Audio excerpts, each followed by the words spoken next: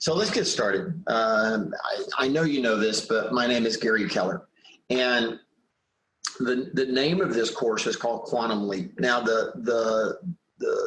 just lean back and for the next 6 hours, and I just want you to just hang out with me. And let me just talk to you as if we and I were best friends.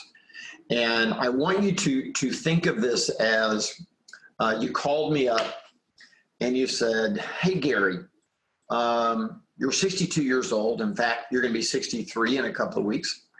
And you've lived a long time. And you've also had a lot of success and failure. Tell me about life. Can you just talk to me, Gary, about what you've learned, your successes and your failures?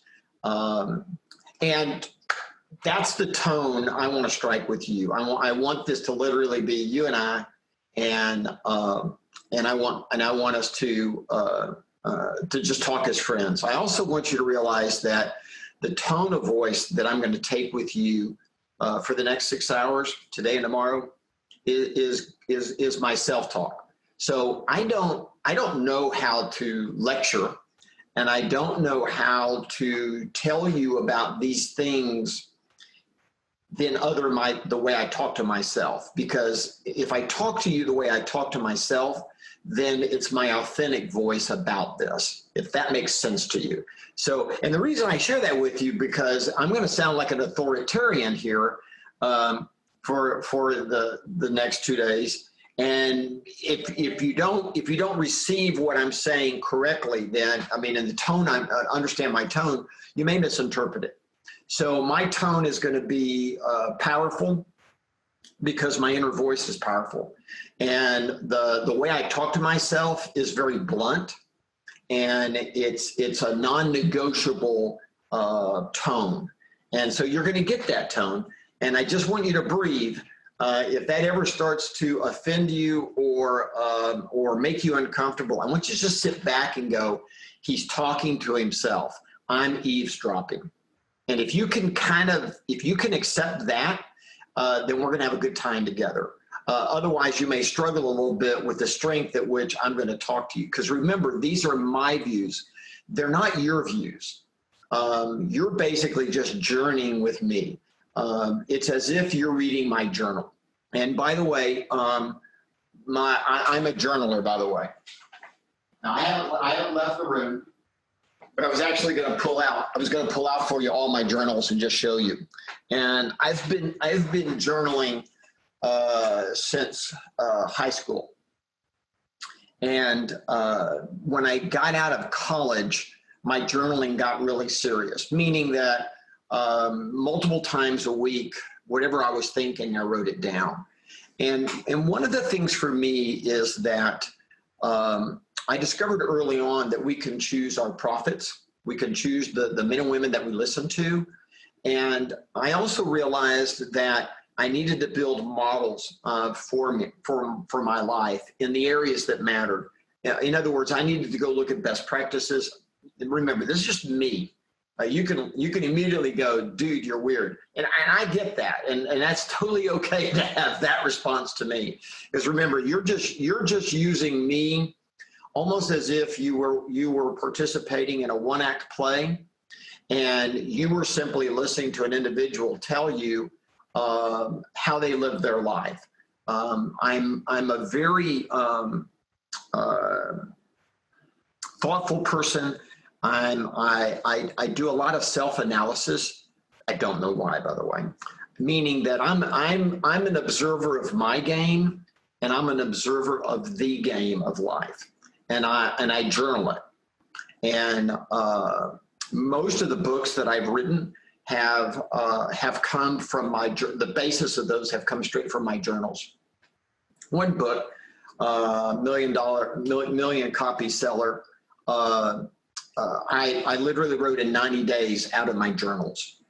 And so this course came about many, many years ago when someone very close to me said, hey, our people over here don't know you very well, and would you be willing to come and talk to them?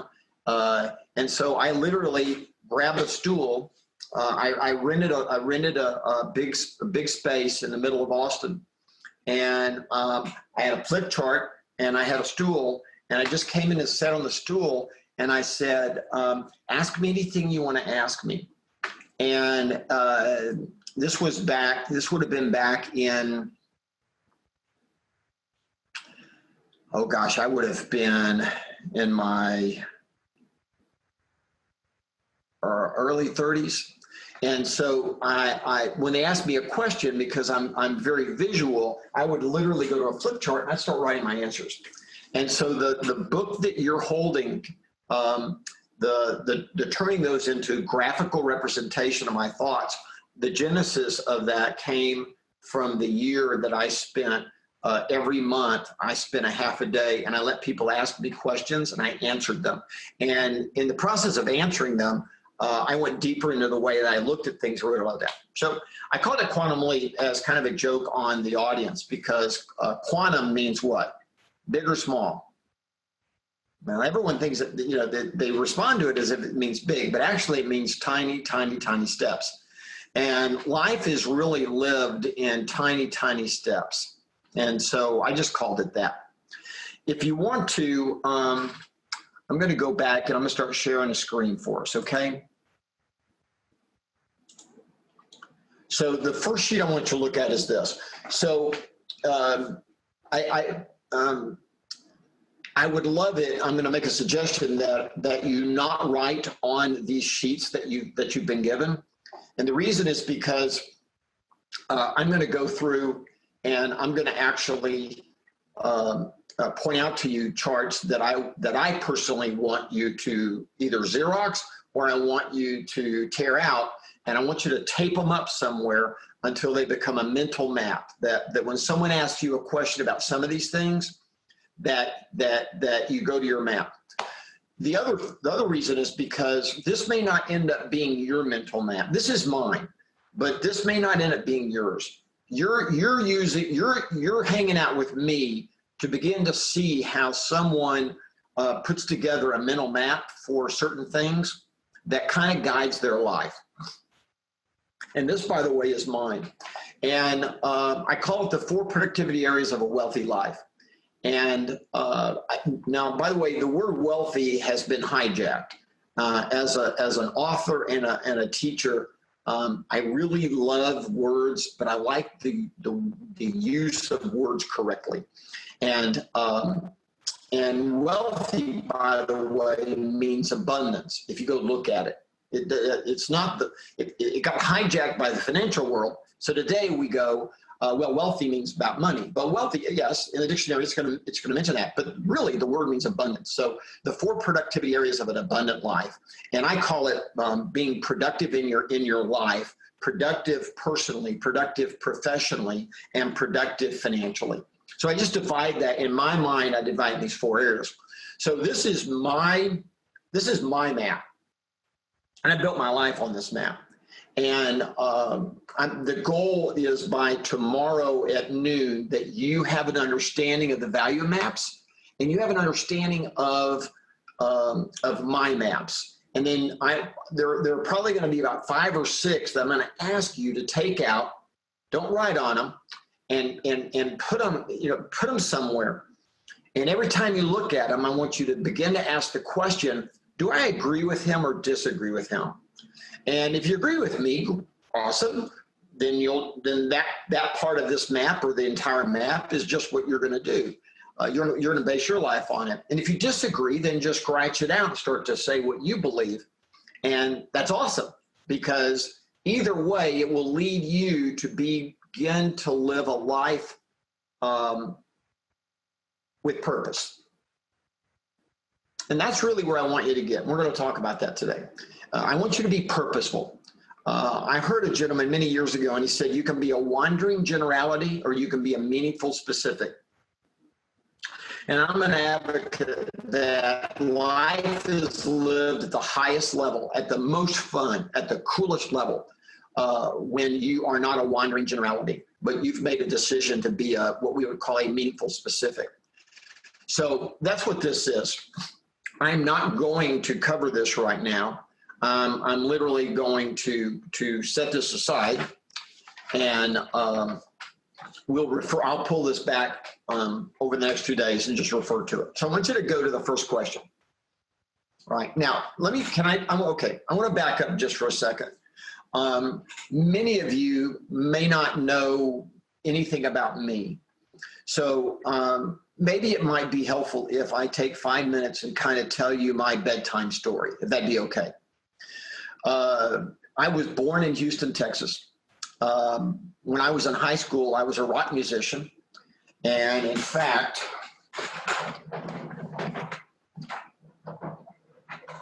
if we take that away, do you see all those guitars?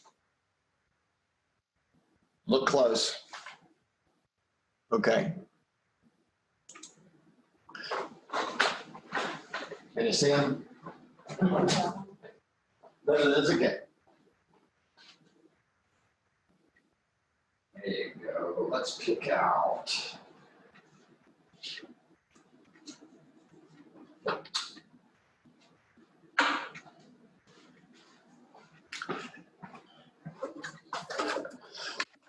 One of my favorite guitars, by the way. This is an ES-335 by Gibson. The first prototype was made in '57. I was born in '57, so I like that a lot.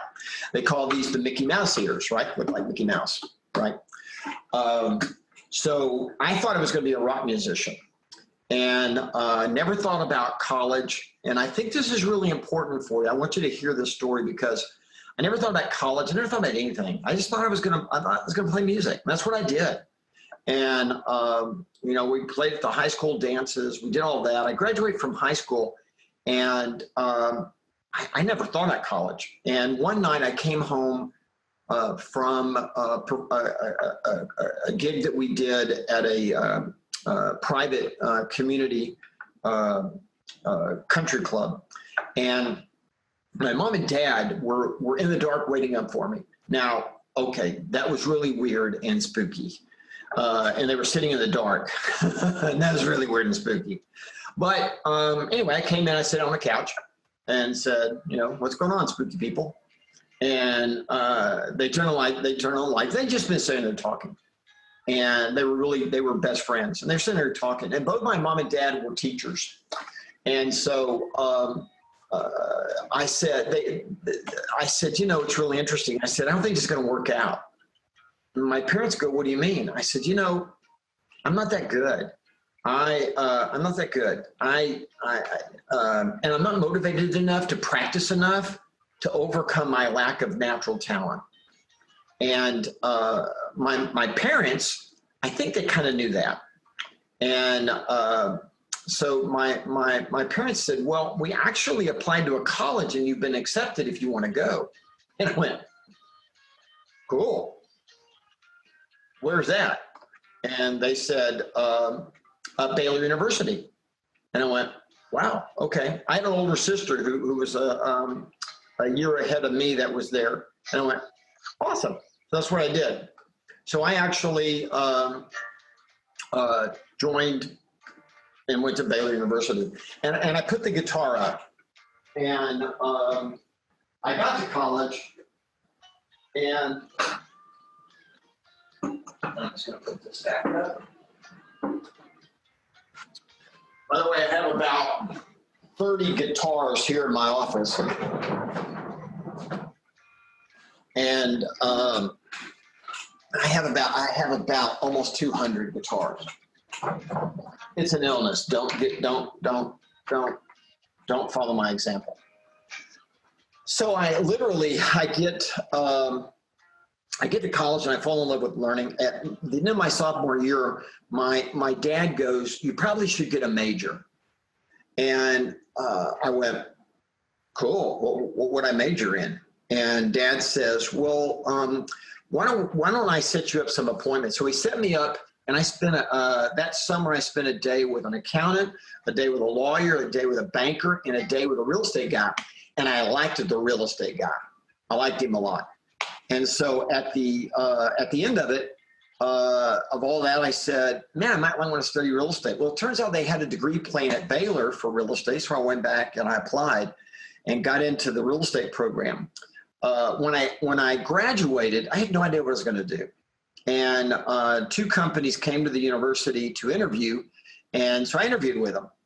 And I like the people from Austin, so I decided to go to Austin and start my life there. And I was from Houston. I'd been to Austin a couple of times, and that was it. And so I went there and agreed to join this real estate company. And just to again tell you how unfocused I was, I had rented an apartment. So I went back and graduated. I didn't walk across the stage. None of that mattered to me. I just packed up my car and came to Austin. And I couldn't find my apartment because I hadn't written it down. So and it was too late in the afternoon. Everybody had closed up shop. So I had to sleep in the car. And the next morning when they opened, I knocked on their door and said, where am I living? Can you let me into my apartment? And I share all that with you because a few years later, all of a sudden, I begin to look very different as a human being. So to me, selling real estate was a job, and so every day I got up and I just went to work. So I sold 5 houses my first month in a city I'd never been to, and then the economy crashed. It was interest rates went to 19%, 20%. By the way, today you can get a loan for 2%, 2.2, 2.3% for 15 years. Interest rates went to 19%, and I didn't close anything. And in fact, I came home at Christmas and I was out of money. And my dad said, how do we even know you've been working? Well, that's a legitimate question, by the way. And I went back and I got my card file box and my calendar. And the card file box, remember, this is 1979. We don't have cell phones. We don't have computers, you guys. Personal computers don't exist, right? And I know it's so weird to say that, right? And yet I lived that, right? So I went back and got my card file box, and I had my database in there, right? Where we put people when we met them. We put a file card and dropped them in. So I showed them that, showed them my calendar, and my dad said, I'll give you $500 to go back and try to make it. Well, I ended up, the economy kind of squared off real quick, and I ended up hitting all my goals in 11 months. And so I took the 12th month off. And I still remember my sales manager coming to me and going, you're going to be the rookie of the year, largest real estate company in the city. And I went, I don't care. I hit my goals. Bought a new car, got a condo, and got a dog, and got some Cerwin Vega Tower speakers that were like this tall, about this big. They were awesome. And took the last month off. And I came back, and I discovered I was a closet teacher. And I was already, even though I was first year in real estate, I was already teaching at the real estate schools. I had a broker's license, and again, I'd studied it and I knew all these things, and I was experiencing it. So I started teaching it, and they had a management program, and I thought that'd be interesting. So the company I was with, so I went to the management class, and at the end of it, I went to the owner, and he said he was going to open some new offices, 2 new offices. And I said, I'd like to apply for a job for one of those. And he goes, no, because no one likes you. I'm not going to hire you. And I went, yeah, I had to think about that for a second. And I went, yeah, I get that. I come into the office, and the receptionist is doing her nails. And I got a client coming in, and I don't like that. So funny me, I thought the company worked for me. I mean, I thought the business was supposed to support me. So I asked her to put it away, and she's mad at me when I asked her to do that. And I said, then I go back, and there are agents who are working in what was called the opportunity room.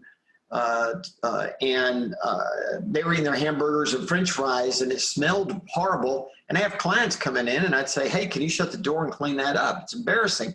And they got mad at me. And I told the owner, I said, what if you hire me, they'll like me and they'll make more money. And he said, I'm not going to hire you. And I don't know what prompted me to say this, but I went, that hurt my pride and my feelings. And I said, okay, give me a test. If I pass it, you have to hire me. Now, this guy was like 30 years old and was the #1 real estate company in Austin. And he was a very rich man and very successful. I don't think anybody ever talked to him that way. And it shocked him. So he said, okay.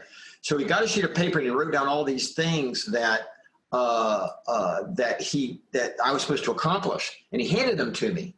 And I'm pretty sure that what he really meant was go take a hike, kid.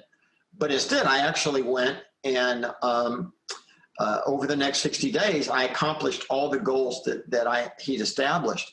And I showed up unannounced one day and just slapped him on his desk and said, I did everything that you said. And I had him documented. I turned it around, he looked at it and went, okay. And I said, no, by the way, I want to go to that office over there, which is where all the growth was. And he said, no, I've already hired someone for that. He said, I want you to go to a town called Round Rock. And Round Rock was like goat pastures and mobile homes, and there's nothing there. Today, of course, is the home of Dell Computers, and it's an incredible city, very vibrant, that sits right beside Austin. But at the time, it was, you drove out of this growing town to this non-growing area. And, again, I'm in my early 20s, and I'm driving out of a thriving city into no man's land, right? And I said, okay, but I'll do it, but if I succeed, you got to get me out of here. And he said, okay. Well, he never got me out. And in fact, he misbehaved. And he did some things that caused my business I had built for him, which was very successful, people started leaving. And I was really mad at him. And I went in and I said, I quit. Because he had never got me out. And he didn't intend to. And he said, well, what will it take to keep you? And I said, well, you don't pay anybody that much money. Now, I want you to listen to I'm not a rude person. I don't think I am. But I want you to hear the way I talked. And this is, I wasn't mean at all. But a lot of people say, because now at my age, they go, well, you talk that way because you're Keller. And I go, no, I'm Keller because I talk that way, And I answered, I said, well, you don't pay anybody that much money. And he goes, well, don't tell me how much to pay. And he said, I'll pay it. I went, whoa. So be careful what you ask for, right? So I then became the vice president of expansion for the company. I went back, rebuilt the office that he kind of helped destroy, got it back to where it needed to be, and then I took over this job. But I'd only been on the job like a month and a half, and he called me up and he was really rude to me. And, one of the things that I want to impart to you guys over the next 2 days is, no one should have permission to make you feel bad about yourself. Nobody. And I thought he was rude. And so I went in the next morning at 6:30. It was supposed to be a management meeting day. And I went in the next morning at 6:30 and I just quit. I quit. And, but I did it in a really high-minded way. In fact, he apparently went in the management meeting and said no one had quit more honorably than I had quit in the way that I did it and the things that I did, and to make sure he was okay, even though I was leaving. Well, so I then started Keller Williams, and we had two companies. One was residential, one was commercial, and I started the residential one. Joe Williams, a terrific guy. We partnered to start Keller Williams Commercial. And I had been married for a little over a year when we started the company. And we started in December of '83. In February of '85, so a year and 3 months later, I came home one night and my wife says, I don't love you, I've never loved you, and I've had affairs on you. And I knew something was up, and I won't go into how I knew that, but I knew something was up. And when she said those things, I went, got it. I went back and started packing my clothes. Seriously. No one has the right to make you feel bad about yourself. And she came back and said, where are you going? I said, I don't know, but I'm not staying here. You know, you don't love me. Look what you've been doing. I'm not staying another night here. And so I left and actually went and stayed with Joe Williams and his wife for a couple of weeks. And she had the locks changed. She had a restraining order put on me, and we never actually spoke or saw each other again. I've run into her twice in my life since then from a distance, just, you know, out of sheer luck. But other than that, never saw her again. By the way, she ended up marrying the guy she was having an affair with. And as I understand it, they've had an incredible life together, and they had 2 boys. And those boys are probably in college by now, I suspect. They had a great life. They've had a great life, as far as I can tell. And I went to a psychiatrist when this happened. And I said, fix me now. And he goes, what do you mean? I said, this can't happen again. I want to understand how this happened to me. And he said, okay, well, we'll talk about her today, but we'll never mention her name again. And I said, why is that? And he goes, well, now, correct me if I'm wrong, you seem like a traditionalist. So may I ask who asked who to marry who? And I went, I did. And he said, yeah. So you asked the wrong person. And he said, you need to figure out, we need to figure out why you would do that.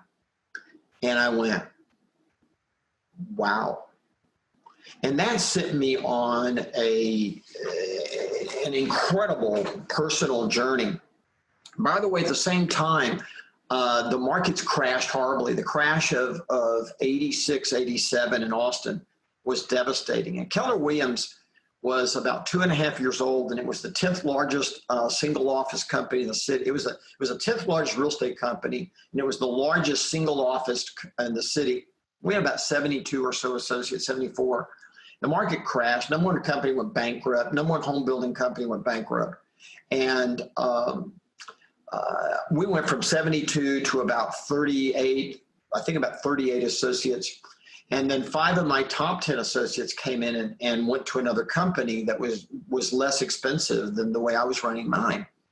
And I had been running the company the way that I had learned from the company I had worked for.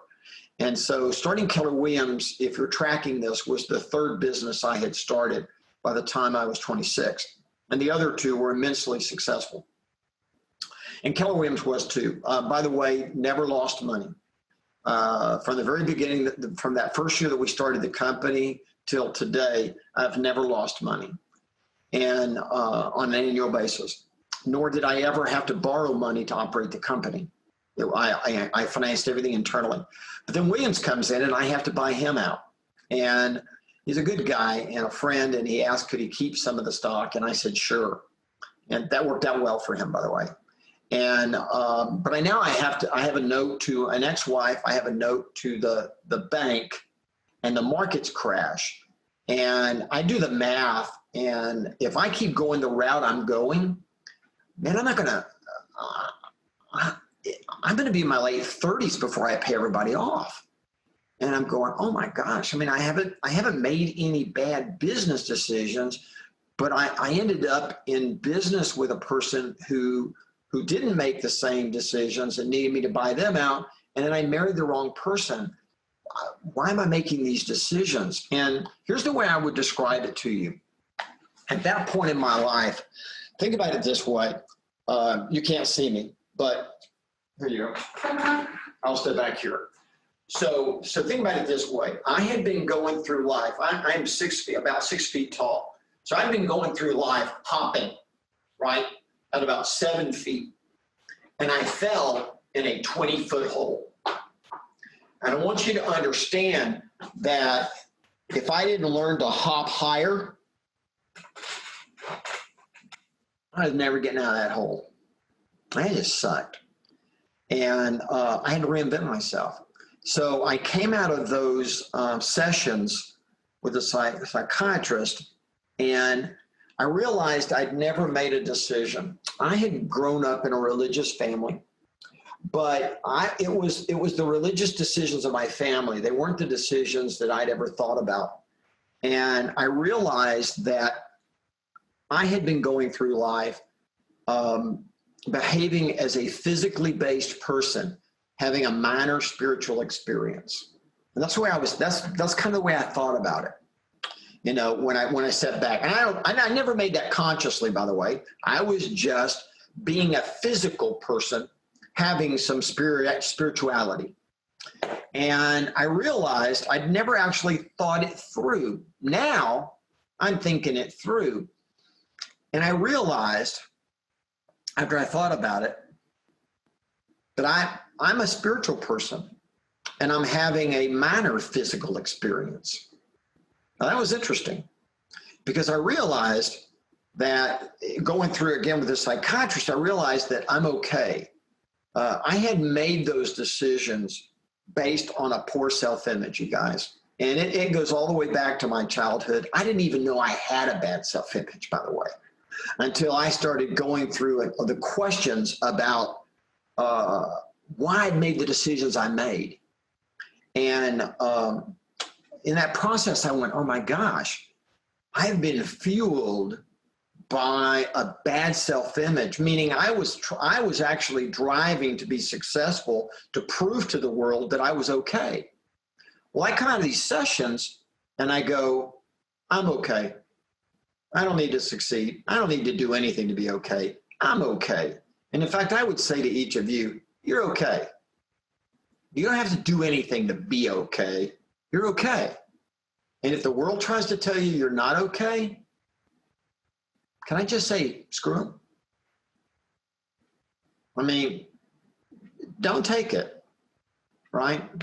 And we all have different circumstances, but for me, you know, I realized I'm now okay.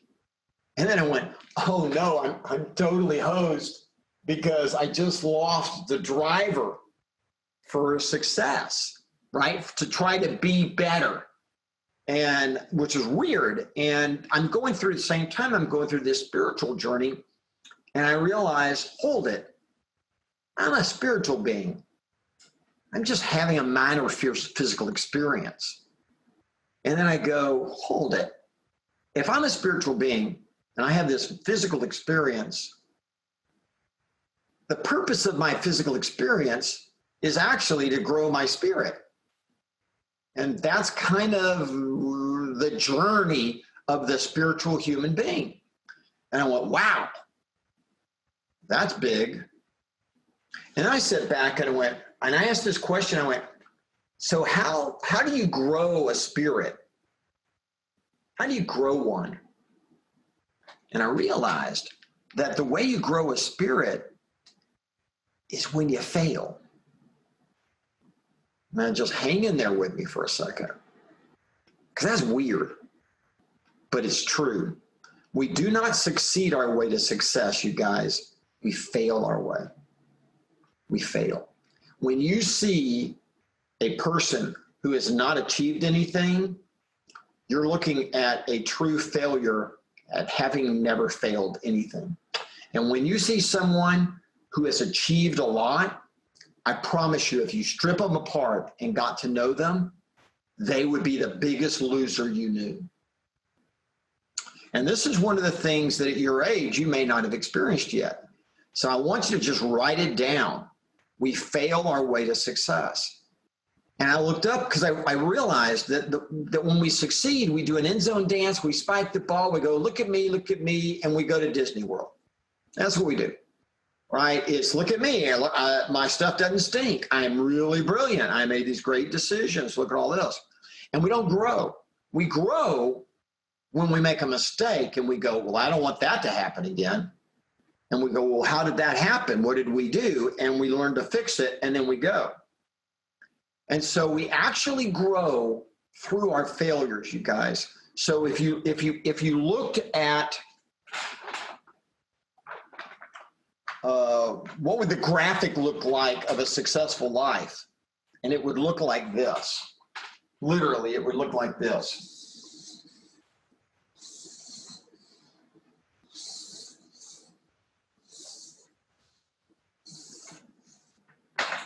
That makes sense? Now, if we graphed it and we didn't pay attention to the highs and lows, it would look like what? It looked like that. So history would look at that line and they would go, wow, you're successful, right? And we don't even have a sense of the lows, but it was the lows that propelled them to the next high. It was the low that taught them what they needed to know to go to the next level. And I had not assembled that. I did not realize that until that moment. And I promise you, if you go back and start reading biographies or go deep and look at anyone at a public level, whether it be an athlete, whether it be a music artist, it doesn't matter, an actor, actress, a business person, anybody, go look. And behind the success will be all this failure, right? And anyone who tells you that they've been a success and never failed is a liar.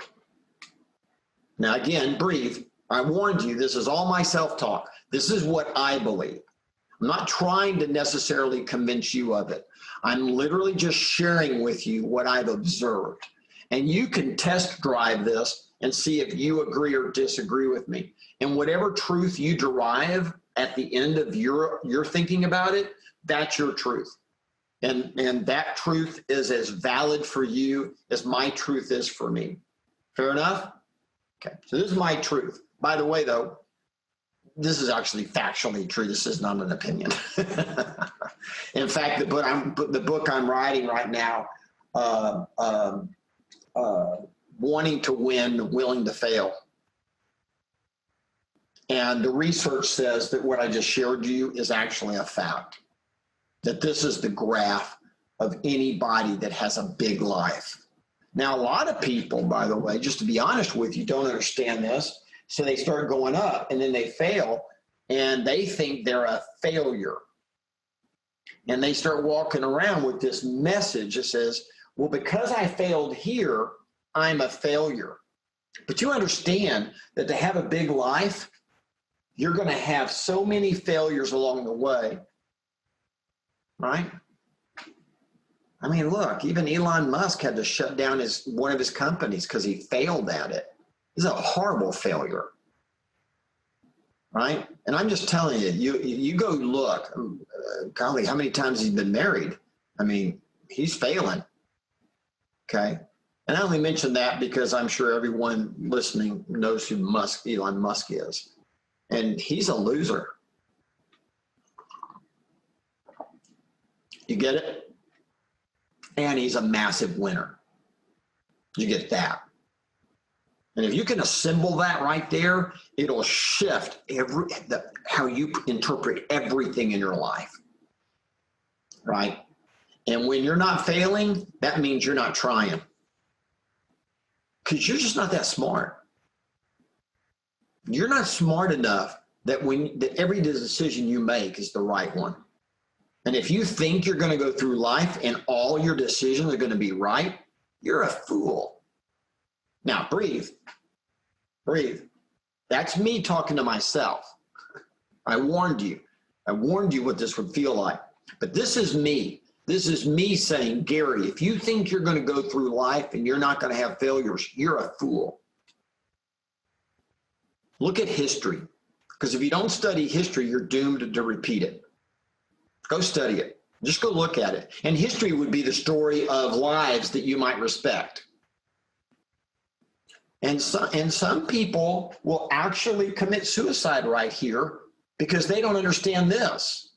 They don't understand that this is first grade, second grade, third grade, fourth grade. They're getting a PhD in success by the very number of failures they have. Do not fear failure. Fear getting up, not getting up. That's what you should fear, right? So that's what happened to me. And I'm now having lots of failure. And I mean, at every turn, right? In marriage, in with a business partner, now the business is starting to actually fail. And I had to reinvent myself. And I had to reinvent myself personally. And it's really interesting because I reinvented myself. And now I'm no longer afraid to fail. I get it. And I'm not afraid to fail personally. And I'm not afraid to fail professionally. And something weird happened when you're fearless. Something weird happens. Okay. And it's not ego. You don't start walking around with your chest out going, look at me. You simply have a quiet sense that you're okay no matter what. Right? Life holds all this promise, and it holds no promise to any of us. Right? No matter what your background is, no matter if you started on the floor or you were born here, it doesn't matter. It doesn't matter where you were born. Life holds promise for everybody in some degree, and it holds no promise. Right? It's in many ways, it's an unequal opportunity and an unequal reward. And for a lot of people, that's going to feel unfair, depending upon what they're born into, right? And where they start. But where you start is not the point. It's what you do with it. I mean, that's just, you know, and again, that's my self-talk. You may now have tuned me out and go, you are full of it, Gary. And I get it. But I've lived a lot longer than you, and I've seen so much, and I will promise you that I'm right on that point. So I look up, I reinvent myself. Good news is while I'm finalizing my divorce, I actually go on a date with the first blonde person I ever went on a date with, fell in love, and we've been married now for 33 years, right? The love of my life and my best friend. And had all that bad personal stuff not happened to me, I wouldn't have recognized her. I wouldn't have recognized her. She didn't look or come anything like I thought, right? That my partner in life would come and look like. It didn't. And yet there she is. And it's like a miracle. At the same time, I literally reinvent my business from the ground up. Now, here's the crazy thing about that. 1 year later, I was the #1 real estate company in the city. 1 year after that, we were selling more real estate than anybody. 1 year after that, I paid everybody off in cash. I was debt-free, #1 in the city, married to the love of my life, and I was rich. And that whole journey, by the way, took 5 years. So I actually started looking, and remember, when we talk about models, we're talking about patterns, right? And history is about looking at patterns to understand what caused it so you don't repeat the pattern. That's the issue. And I realized that 5 years is kind of an interesting number because I've watched that number for the rest of my life. And what I've come to understand is no matter where someone is, you're never more than 5 years to getting to a place that you cannot imagine. And I'm talking about personally. I'm talking about in your relationships, in your health, in money, in profession, in any of it. Any of it. You got it? It's like, I remember there's an interesting story.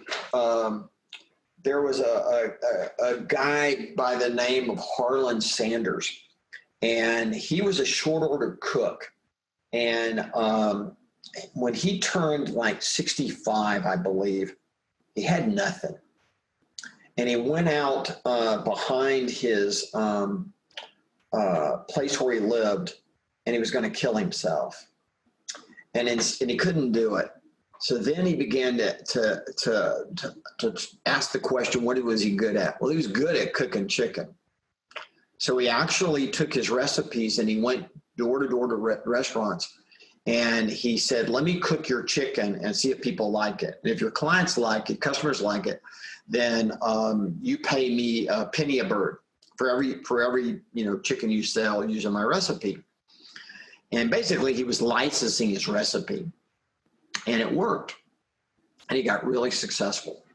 And he got so successful, ultimately, and there's another story I'll tell you later, and I'll come back to this gentleman. But later, of course, that's where you got Kentucky Fried Chicken, and that was Harlan Sanders. And when he was in his 80s, he was actually teaching a group of college kids, speaking to them. And someone apparently asked him, "How rich are you?" And his answer was, "If I want it, I can buy it." So how do you go from having nothing to making that statement? You with me? Yeah. And it was at the depths of failure that he conceived a plan for the heights of his success. So this is, and I'll stop here. By the way, I then went on to start growing my business, and of course today Keller Williams is the largest real estate sales organization in the world. And if I want it, I can buy it.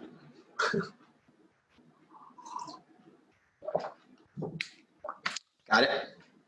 All right. Normally I would say, okay, you have some questions, ask me, but I don't think we're in that forum that's going to work really well. So let's just keep going. So I'm going to take you back to, I'm going to share screen. All right, let's go back to this. So you see this page. I want you to answer those two questions for me. And you could write on this page if you want, or just write it into your notebook. But my first question to you is, whose life are you leading? And I want you to just take a second to think about that. Your natural reaction, of course, is, well, mine. I'm leading my life, Gary. So then my next question would be, okay, if you answered it that way, prove it to me. How do you know you're leading your life? Well, let me tell you a story. When I was in college, I think it was probably my freshman year, and I looked down one day, and I was biting my nails, and I looked at that and I went, "That's a really odd thing to do, Keller. Why are you doing that?" I had no idea how that happened, right? So I didn't think about it.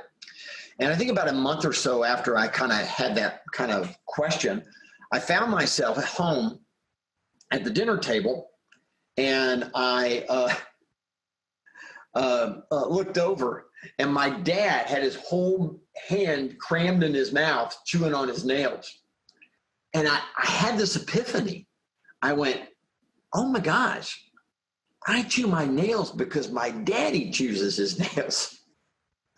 And I went, oh my gosh, right? It's I see, I do, right? And I went, that's weird. I'm going to ask myself, do I want to chew nails? And I reached the conclusion I didn't want to. Now, the secret was, how do you stop chewing your nails? And it's real simple. Chop them off, right? So I got clippers, and I keep my nails really thin because I'll always be a nail chewer or biter my whole life, just so you know. You don't really cure yourself and not become the person once you have the deep habit. You have to learn a new habit that replaces that habit. Otherwise, the old habit will resurface. Did y'all get that? If you have a bad habit in your life, you have something that you do that you go, I don't want to do that. Don't cure that habit. That's one thing. Find another habit and replace that with that. Does that make sense? And go from a habit you don't want to go to a habit you do want. And by the way, then you will answer this question, whose life are you leading? And you'll say mine. And you will say, well, how do you know? And you'll go, because I now clip my nails instead of chew them. I have taken control of my life. I have made the decision that I am a physical being having a minor physical experience. I am a spiritual being. I have made that decision. And my life choices are now driven by that decision. That's how I know it's my life. That makes sense? Yeah, I actually wrote a poem a long time ago, and I'm going to read it to you. So Hang on 1 second. I'm gonna get glasses. All right, I got glasses. Okay, I just want to read this to you. So sit back for a second and just listen to this. So I wrote this for myself. I did not write this for you. So, but I want to share this with you. And I wrote this a long, long time ago. Here's what it says. It's entitled, "This Is My Life." And I said, I will forever be. I am of this world, I am beyond this world. I listen, but sometimes I can't hear. I talk, but sometimes no one listens. I didn't realize that the secret of life is not in holding on, but in letting go. I know to be up, I must be down. To come out, I have to go in. To know life, I must know death. To know happiness, I must know sadness. To know joy, I must know sorrow. I can walk or I can run, I can sing or I can shout, because this is my life. In the constancy, I can hear the stillness, and I now see life for the first time. I see no beginning, I sense no end. I have to finish. To know finish, I must start. To have yes, I must hear no. To have wind, I must accept rain. To live in light, I must also live in darkness. I surrender my life to life. I see the contradictions, and I accept them as wisdom. And this is my life. I understand with wisdom comes ignorance. I understand that with left comes right, above comes below, with hills comes dust, with knowing just comes for more longing. I see each day as a new beginning, while I know it's truly giving away to an old end. I finally realized that I do not need to bring God into my life, but actually truly acknowledge God's already there. This is my life. Feels like a dream, but I know it's real. Time moves fast, but it feels so slow. At times I think I know everything, and then I awaken and realize I know nothing. I feel I am, I feel I'm becoming. I don't know what, I don't need to know. I can laugh, I can cry, I can whisper, I can say nothing, I can breathe, I can stop. I have a choice, I have no choice. This is my life. Life holds such promise, life holds no promise. Life is, and I'm alive, and I shall be forever alive. In life I live, in death I live, for at a higher place, they're the same. I'm not my body is not me. I am a human being, not a human doing. I need to be still and be, not be so active and do. My life becomes more precious as I become. It possibly becomes less meaningful the more I do. Less is more is less. I have a name, I am a spirit, I have a soul. This is my life. And now my spirit's set free, flying over the life that's been given to me. All my past is below, my future above. It's nothing, and it's everything. I hear a million voices become one. I sense a million souls yearning just to become. Life has lifted me up. God brought me to my knees. I seek hope. I am hope. I seek faith. I am faith. I seek love. I am love. I seek life. I am life. I am, I will forever be. From dust I came, to dust I will go. This is my life. All right? So I'm going to let you just take a second, and I want you to just answer for me again. Whose life are you leading? And if you can't say, how do you know, then write down how you will know. And I'm going to give you a minute, and I'm going to stretch.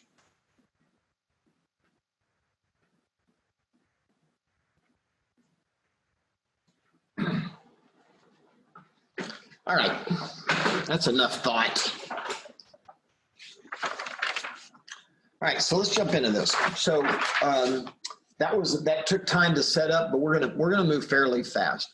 It's not my intent to go through every page that you're holding.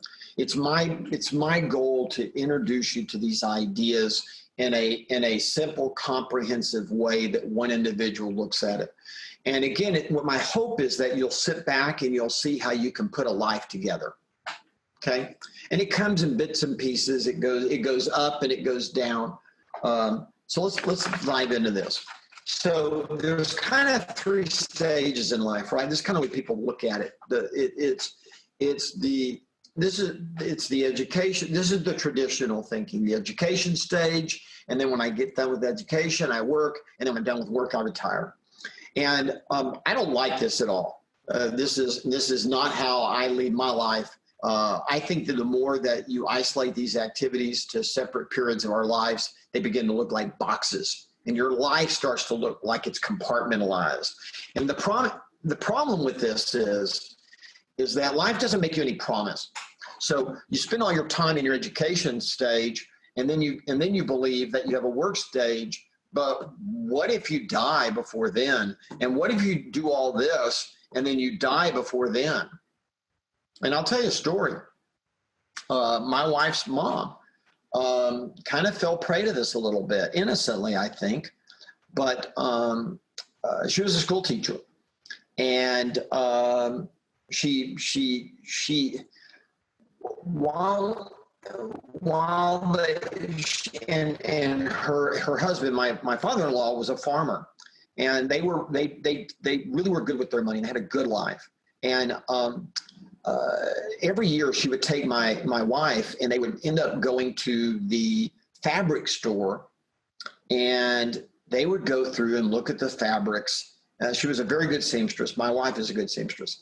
And they would go through the fabric store, and she would pick out a dress pattern or a shirt pattern or something, pants or whatever.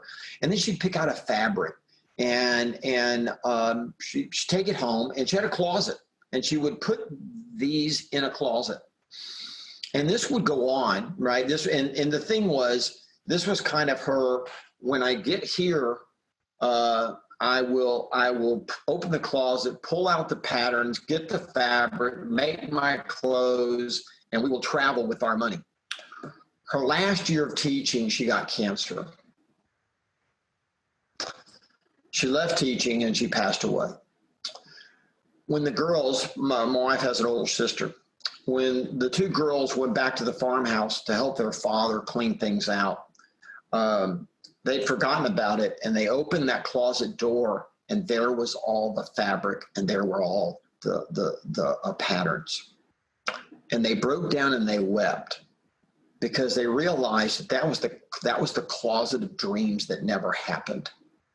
In other words, when you put your life in boxes like that, you're acting like you're entitled, and you're acting like God has cut a deal with you, or nature has cut a deal with you and promised you that you'll get to fully live all the boxes. The problem with that is that you don't have any promises. There's no promises. There's no promises, right?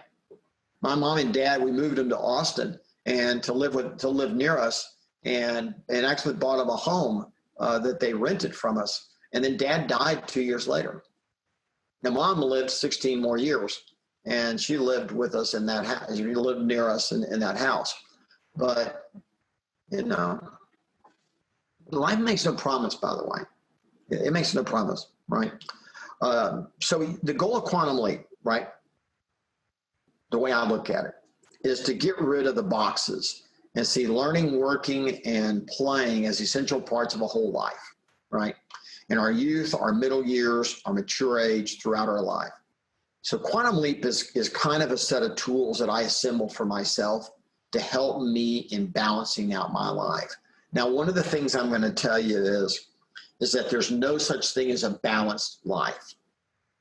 Write it down. That's a lie. There's no such thing. Okay. Now, what do I mean by that? Let me give you an analogy. If you saw a ballerina and you went, oh my gosh, she is balancing on her toes. That's unbelievable. If you looked closer at her, what would you notice? That what you're calling balancing is actually counterbalancing. She's doing this. She's not balancing. She's counterbalancing. And I would put forth to you that if you want a functional view of life, that life is counterbalancing. It's not balancing, meaning that you will go out of balance regularly. And the only question is not, will you go out of balance? Because if you try to lead a balanced life, you're going to end up in a straitjacket. You're going to end up believing that life life lied to you, because that's a lie. There's no such, and if you try to have a balanced life, you're going to go nuts. And then, by the way, when you don't have it, you're going to feel like life cheated you. And you're going to look at other people and go, well, they look balanced. There are no balanced lives. All there are counterbalanced lives. And the question is, how long are you going to stay out of balance? With me? Are you going to stay a day? You're going to stay a week? You're going to stay a month? You're going to stay a year? You're going to stay out of balance 10 years? That's the trick. So you should never be surprised about going out of balance. What you should ask yourself is, does this matter enough to me to get it back in balance? So let's say that you have and I'm just going to use how much we weigh as a simple example. Let's say that you have a weight in mind that you want to be. The question is, if you cheat, everybody cheats, by the way. And if you don't cheat, you're not having fun. So you need to cheat. But understand, here's the point about cheating. And that is, how long are you going to cheat? Well, some people cheat for 30 years and then die of a heart attack. Some people actually cheat for a day, and that's the deal, right? They absolutely give themselves a cheat. So we actually build in imbalance in order to help us be sane by being balanced. Make sense? It's a lie. Balancing is a lie, right? So our power to successfully counterbalance is up against 3 obstacles, by the way. And that's what we're going to talk about, right? So no clear mission, vision, values, or beliefs that guide your life and serve as a filter for the decisions that you make. No strong habits in the 6 key discipline areas, and no intentional development of the key relationships that surround and shape your life. Okay, so that's the focus. And these are just models, okay? So you're in charge of your life. No matter how many forces there may be that seem to influence or even dictate part of your life, there's always that part of you of which you have control, and you can increase it. If you decide what it is that you want out of your learning, out of your working, out of your playing, you will be infinitely less powerless and victimizable because you're clear about what it is you want. And as such, you're not going to accept a cheap substitute willingly, right? You're no longer vulnerable to being sold a bill of goods by any passing stranger because you are a determined person. And what I mean is you are determining who you want to be. It's your life. It's not his, it's not hers. It's not theirs, it's yours, right? So let's begin. So I'm going to put forth this idea to you. And again, remember, this is about me, not you. I'm saying all of this for you to sit back. Whoever wanted you to sit in on this class with me, here was their goal. One, they clearly care about you, and they wanted you to literally listen to one individual who's lived a long life and has kind of documented their life, okay, and journaled it. And use that as a means for you to think about your life. One of the tricks to a big life is, can you get a sense of what the end looks like? I mean, by the way, we're all going to die. If you figure out how to escape from that, you call me. All right? So I'm not talking about death. I'm just saying, can you articulate what you want your life to be about? Do you want it to be a happy life or an unhappy life? Do you want it to be an abundant life? Right? Do you want it to be a life filled with love? What do you want? Right? And what are the physical things that you would like? Would you like to own a car or a cool car by your definition of cool? Would you like to own the place you live in, the condo, the house? Do you want to rent it? What kind of place? Can you imagine all of that? Can you actually have your dream life? You know, you ever heard of some of you may not have, but one of the most famous movie directors of all time was a guy by the name of Alfred Hitchcock. You ever heard that name? Yeah, Alfred Hitchcock. Go back and look at the movie Psycho and movies like that, North by Northwest, and you'll go, oh my gosh, that guy was, Rear Window, right, with Jimmy Stewart. I mean, go back and look. These are amazing films. And he was the king of suspense and horror, by the way before Stephen King was, right? And someone asked him once, how do you make such amazing films? And his answer gives you goosebumps, gave me goosebumps. It gives me goosebumps to repeat it. Here was his answer. He said, I imagine my films frame by frame in my mind. So my films are actually an afterthought. Wow. Now think about that. See, there's this idea.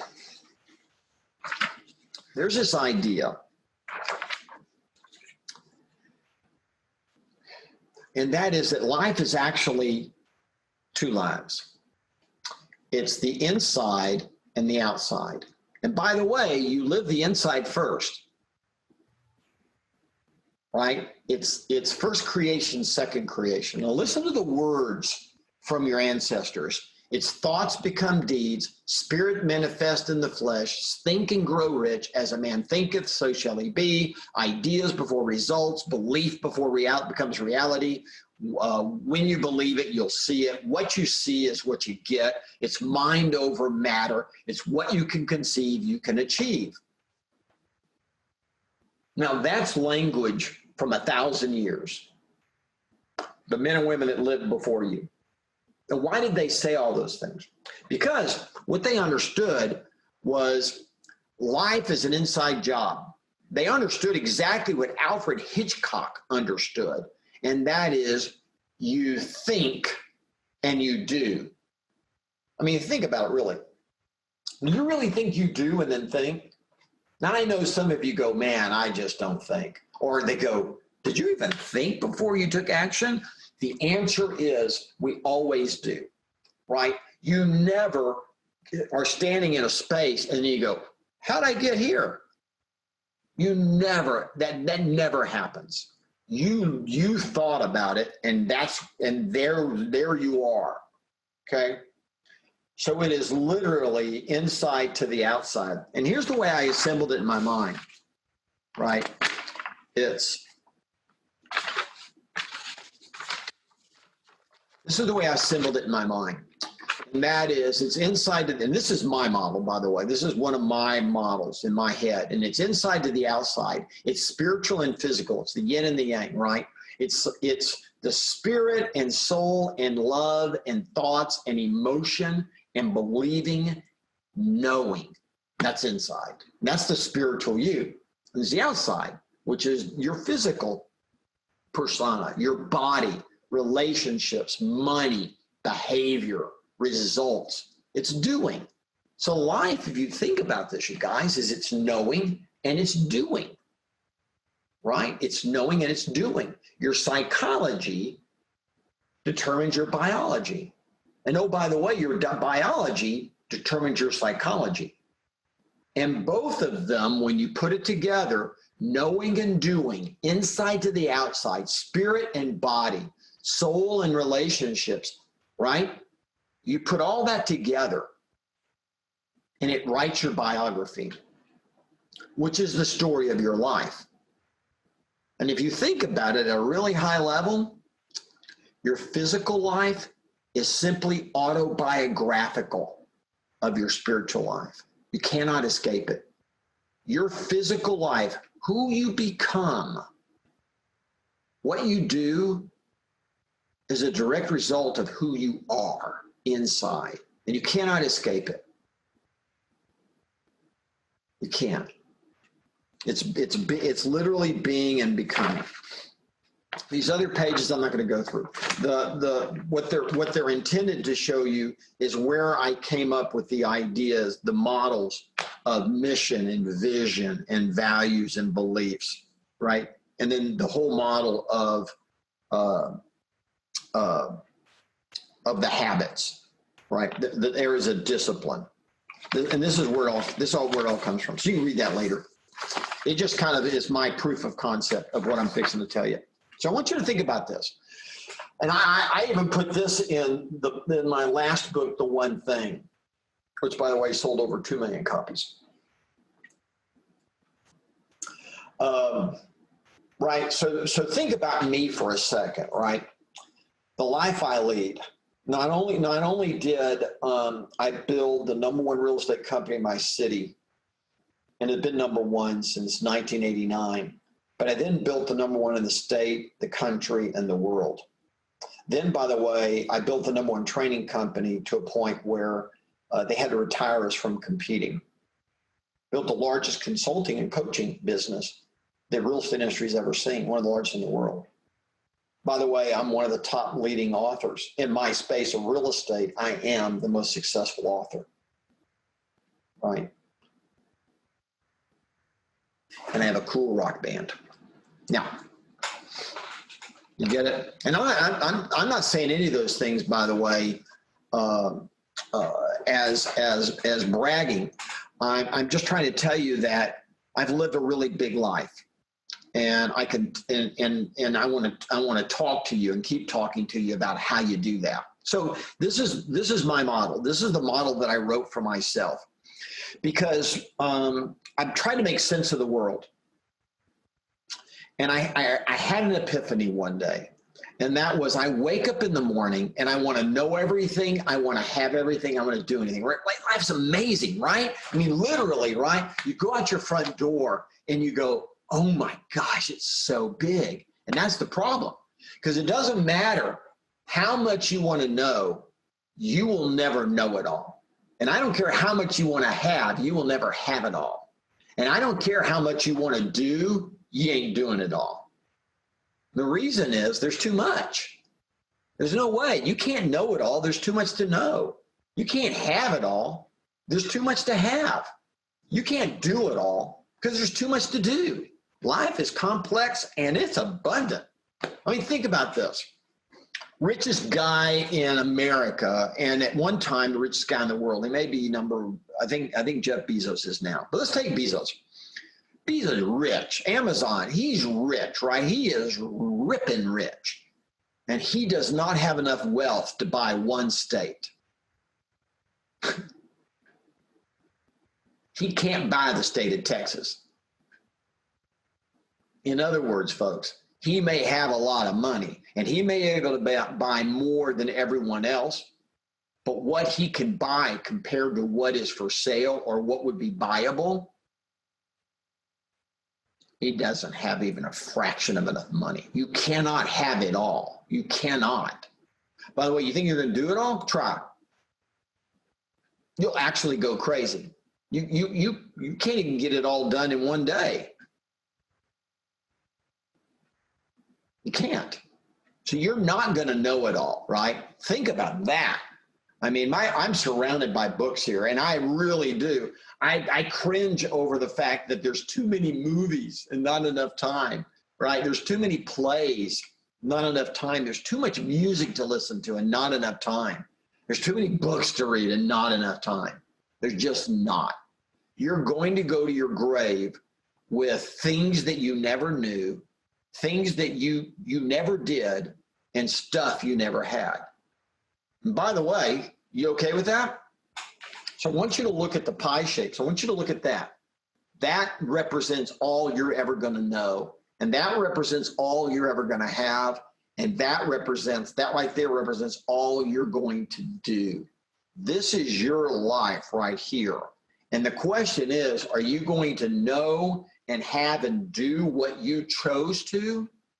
Or are you just going to look up and you're a rolling stone that gathered moss, and what you know is just kind of what you ended up accumulating, and what you have is just stuff that you ended up accumulating, and what you did is just an accumulation of stuff you did, and none of it was purposeful. None of it was what you could have done that would have made your life even greater and bigger. But if you're gonna do that right, I mean, if you're gonna have that kind of life, you're gonna have to be purposeful. You're gonna have to decide. Otherwise, you just know what you know, have what you have, and do what you do. And I'm gonna be very judgmental here, but that describes most lives, quiet lives of desperation. And I'll tell you something. There's a concept, you may have heard of it. It's called a midlife crisis. Now, what do you think that is? Midlife crisis. Well, here's what it is. It's somebody that wakes up at a certain age and they've lived more days than they have left. And they realize they have not been purposeful about what they know, have, and do. And they're feeling desperate because they see the hourglass with less sand. And they have a midlife crisis because of it. Do you know how to avoid a midlife crisis? Be purposeful. Go after what you want and don't be afraid of failing. Embrace the failure and don't let it stop you. Because you got to realize something. We're all different. Someone may go after the same kind of thing that you want to know, have, or do, and they may get it sooner than you. And then you immediately look up and go, oh, I'm a loser. I can't believe they got it at 29, and I am nowhere near that. Well, remember, your story is your story. By the way, think about the word history. It's actually two words, his story. That's what it means. When you look back over your life, if we can use the male word there, it's his story, history. Did you ever make that connection? That's what you love about words. All the words that you use have some basis in the past, right? They're describing something. And understand a lot of our words were just connected to what the word actually meant. Why they created the word, right?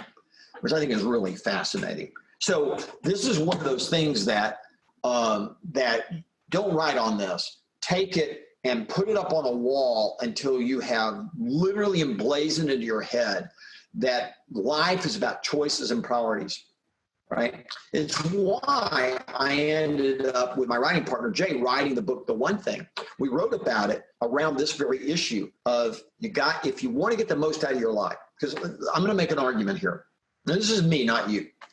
But research actually is on my side. And that is that you end your life, if you want to die in peace, if you have the chance to be cognizant, if you want to die in peace, the way you die in peace is you have no regrets.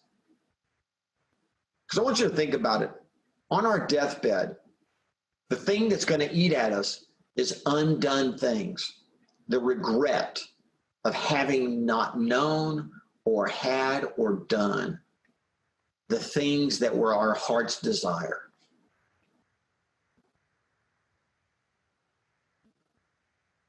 Get it? So if you want a life well lived, your goal is just don't have regret.